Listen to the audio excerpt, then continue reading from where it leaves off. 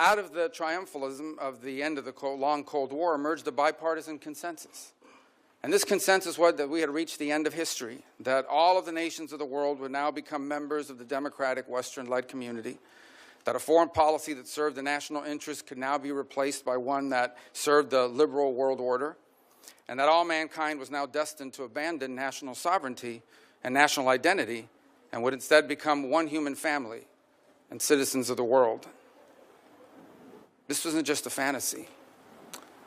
We now know it was a dangerous delusion. Here in America and in many of the advanced economies across the world, an almost religious commitment to free and unfettered trade at the expense of our national economy shrunk the middle class, left the working class in crisis, collapsed our industrial capacity, and has pushed critical supply chains into the hands of adversaries and of rivals.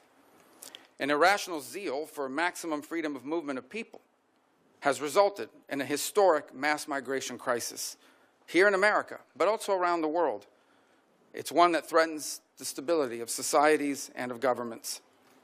Across the West, governments now censor and even prosecute domestic political opponents. Meanwhile, radical jihadists openly march in the streets and sadly drive vehicles into our people.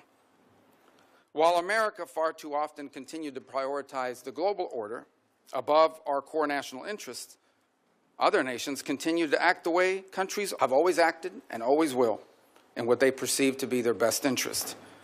And instead of folding into the post-Cold War global order, they have manipulated it to serve their interests at the expense of ours. The post-war global order is not just obsolete, it is now a weapon being used against us.